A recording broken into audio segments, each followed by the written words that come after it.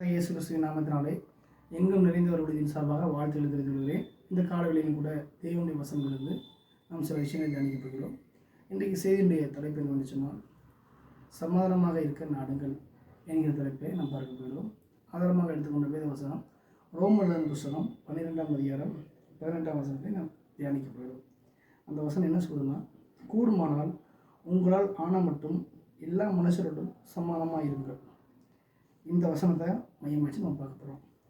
சமாதானம் என்று சொன்னால் அமைதி, அல்லது பார்த்தீங்க அப்படின்னா என்ன சொல்லுவாங்க, நிம்மதி, மன நிம்மதி அப்படின்னு சொல்லி பல விதங்களில் சொல்லலாம்.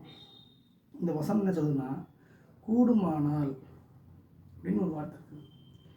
கூடுமானால்னா முடியுமானால் அல்லது இயன்ற மட்டும் அப்படின்னு சொல்லலாம். அப்போது கூடுமானால் உங்களால் ஆன மட்டும் முயற்சி பண்ணி பாருங்கள், எல்லா மனுஷரும் சமாதானமாக இருங்கன்னு சொல்லுது. ஏன் சமாதானமாக இருங்கன்னு சொல்லிட்டு சொல்லலாம்ல? ஏன் கூடுமானால் அப்படின்னு சொல்லுதுன்னா, நம்ம எவ்வளோ தான் சமாதானமாக இந்த உலகத்தில் இருந்தாலும், சமாதானமாக நம்ம பண்ணினாலும் உலகம் அதை ஏற்றுக்கொள்ளாது. சரி, இருக்கட்டும்.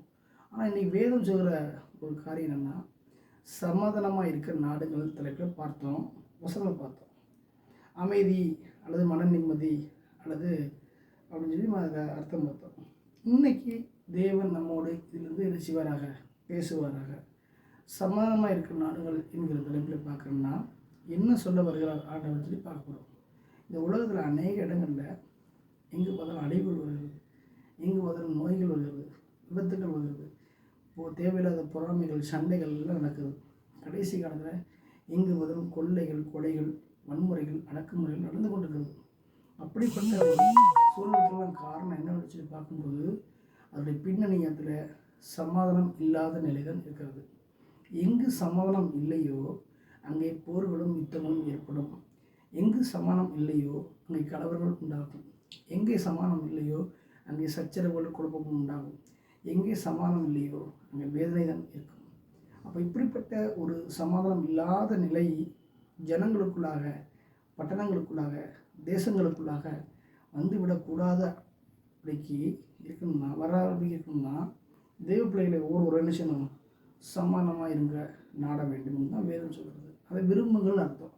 சமாதானமாக இருக்கிற நாடுகள்லாம் சமாதானத்தை விரும்புங்கள் அர்த்தம். எந்த ஒரு மனுஷி இயேசுவை ஏற்றுக்கொண்டிருக்கிறானோ அந்த மனுஷனும் மனுஷியோ தேவ சமூகத்திலிருந்து தேவ சமாதானத்தை பெற்று நிறைவை பெற்று அதில் நிரம்பினவர்களாக இருக்க வேண்டும். அது மாத்திரமல்ல, அதை நாடுகிறவர்களாய் அவங்க இருந்து செயல்பட வேண்டும். அப்படி செயல்பட்டால்தான் இவர்களுக்குள் இருக்கிற சமாதானம் என்ன செய்யும், தேசங்களும் பரவி அது என்ன செய்யும், பாதுகாக்க ஆரம்பிக்கும். இன்றைக்கி தேசத்தில் அநேக இடங்களில், பட்டணங்களில் வன்முறைகள், போர்கள், யுத்தங்கள் நடைபெறதுக்கு காரணம் சமாதான குலைச்சல், சமாதானம் இல்லாத நிலை.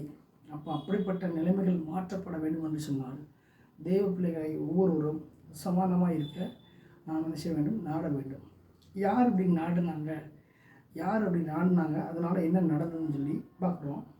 ஆதியாகமத்தில் நம்ம ஆபிரகாம்ங்கிற மனிதனை பார்க்கலாம். இந்த ஆதியாகமத்தில் பார்த்திங்கன்னா பழைய ஏற்பாட்டில் ஆபிரகாம் என்கிற மனிதனை நம்ம எடுத்துக்காட்டாக பார்க்கலாம். தேவரால் அழைக்கப்பட்டு தெரிந்து கொள்ளப்பட்ட மனிதனாக இருக்கிறாரு.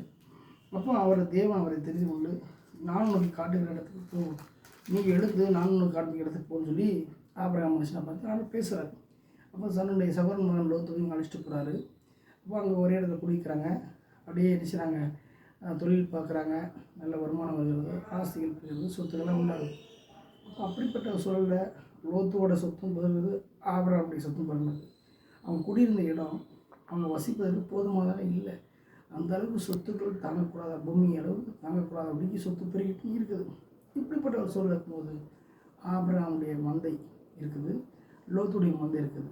அந்த மந்தை ஆட்டு மந்தையாக இருக்கலாம், மாட்டு மந்தையாக இருக்கலாம். எதுவும் இரண்டு பேருமே செல்வம் அதிகமாக இருந்து நினச்சாங்க, தாங்கக்கூடாத ஆசை வச்சுருந்தாங்க. அப்போ இவங்க மைப்பருக்கும் அவங்க மைப்பருக்கும் சண்டை உண்டாகுது. அப்போ வாக்குவாதம் உண்டாகுது. அப்போ என்ன இல்லை, சமாதானம் இல்லை. அப்போ சமாதானமாக இருக்கிற நாடுகள் என்பதை வேதம் சொல்கிறது அல்லவா? அந்த வார்த்தையை மனதில் புரிந்தவராக ஆபிரகாம் என்ன செய்கிறாரு, நேராக போய் சமாதானம் பண்ண போகிறார். ஆபிரகாமுடைய மந்தை மேய்ப்பிற்கும் லோத்துடைய மந்தை மேய்ப்பிற்கும் சண்டை வாக்குவாதம் உண்டான உடனே ஆபிரகாம் போய் என்ன செய்கிறாரு, லோத்துவை பார்க்குறாரு. லோத்து வேடிக்கை தான் பார்க்குறது, சொல்லி அந்த சமாதானம் பண்ண முன் வரல, அவர் விரும்பலை, நாடலை. ஆனால் ஆபிரகாம் என்ன செய்கிறாரு, அப்படி இல்லை, நம்ம சமானமாக இருக்க நாடணுங்கிறத புரிஞ்சுக்கிட்டவராக போய் என்ன செய்கிறாரு, லோத்துவை பார்த்து சொல்கிறார், எனக்கும் உனக்கும் என் மேய்ப்பருக்கும் உன் மேய்ப்பருக்கும் சண்டை வேண்டாம், வாக்குவாதம் வேண்டாம், நாம் சகோதரர்களாக இருக்கிறோம்.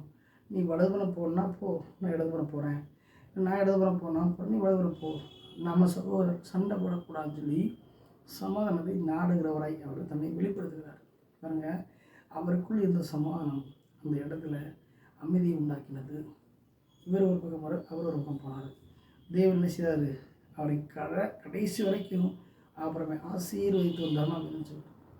இதை கேட்டுக் கொடுக்குற ஒவ்வொரு தெய்வ பிள்ளைகளும், ஒவ்வொரு வாலிப சகோதர சகோதரிகளும், ஆசிரியர் பெருமக்களும் யாராக இருந்தாலும் சரி, வாழ்க்கையில் சமாதானத்தை நீங்கள் நிறைவாய் தேவனது பெற்றுக்கொள்கிறவர்களாக இருக்க வேண்டும்.